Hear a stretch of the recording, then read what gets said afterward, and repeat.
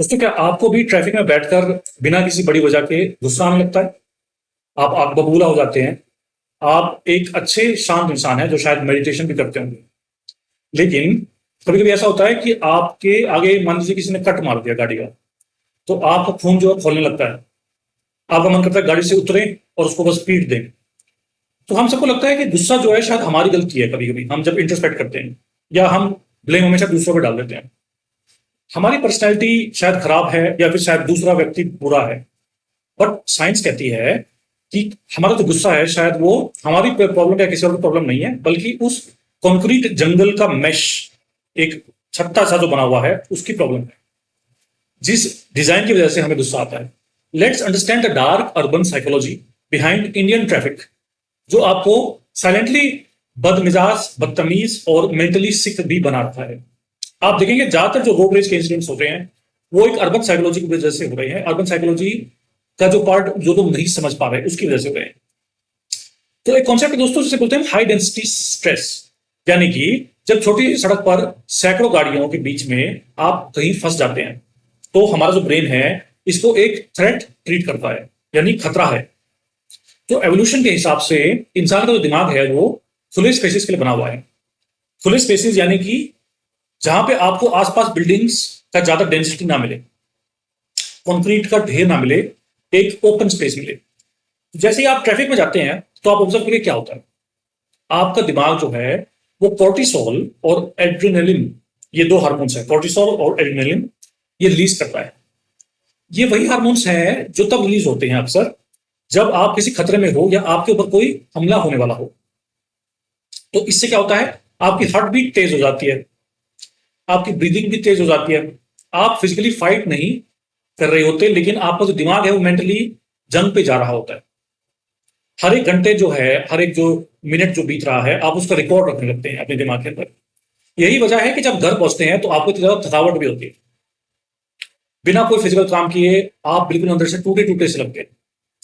It's not because of anything else other than being stuck amongst the traffic.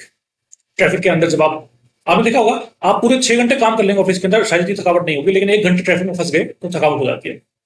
एक simple सवाल मैं आपसे पूछना चाहता हूं। अगर आप किसी सुपरमार्केट में चल रहे हैं और कोई आपके आगे आ जाए, तो क्या आप उस पर चिल्लाएंगे?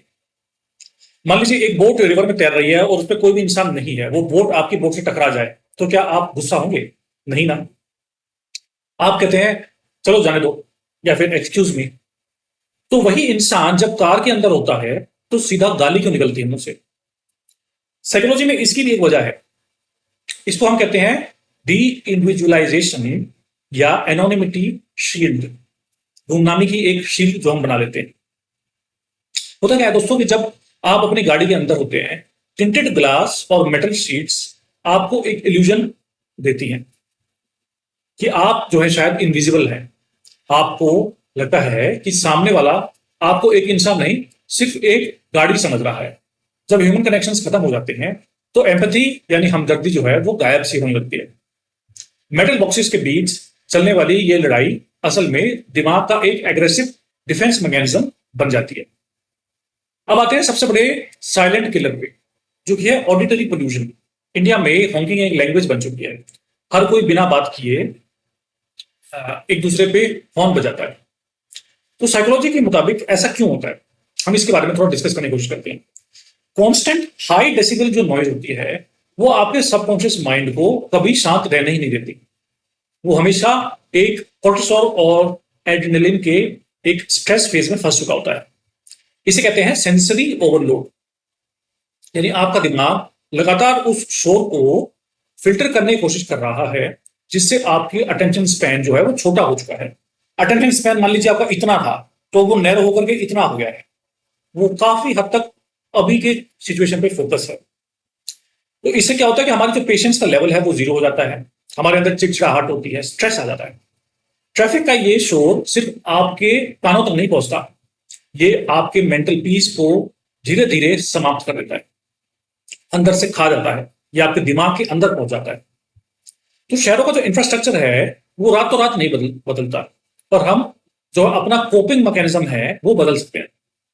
तो अगर आपको डेली ट्रैफिक से गुजरना पड़े तो कैसे चीजें शुरू करें। आइए हम बात करते हैं थोड़े सॉल्यूशंस के बारे में। पहला है साउंड आइसोलेशन। अपने कम्यूट के दौरान लाउड एग्रेसिव म्यूजिक जैसे कि मेटल या फिर कोई हैवी रॉक म्यूजिक या हाईली इमोशनल म्यूजिक सुनने की बजाय एक इंफॉर्मेटिव पॉडकास्ट या कामिंग लो फाई यानी लो फिडिलिटी म्यूजिक को सुनिए, ताकि आपका जो सेंसरी ओवरलोड है वो कम हो सके। दूसरा है कॉग्निटिव रिफ्रेमिंग। कॉग्निटिव रिफ्रेमिंग क्या होती है? जब कोई आपके आगे मान लीजिए अपनी गाड़ी अड़ा दे एकदम से, या कट मारे, या फिर आपको ओवरटेक करे, तो सोचिए कि शायद उस बंदे को कोई इमरजेंसी हो, और अगर इमरजेंसी ना हो तो आप उसके इमोशनल फेज के बारे में सोचने की कोशिश करिए कि क्या पता उसको कोई इमोशनल दिक्कत हो, फैमिली दिक्कत हो, स्ट्रेस ज्यादा हो। आप अपने दिमाग को इस फाइट और फ्लाइट जोन से बाहर निकालिए। रिमेंबर, ट्रैफिक जो है वो आपका रास्ता रोक सकता है, लेकिन आपका मेंटल पीस नहीं रोक सकता, unless and until you allow it. आपका मेंटल पीस तभी खराब होगा जब आप किसी भी सिचुएशन को अलाउ करेंगे। तो क्या आपको भी किसी स्पेसिफिक सिटी के ट्रैफिक से सबसे ज्यादा डर लगता है?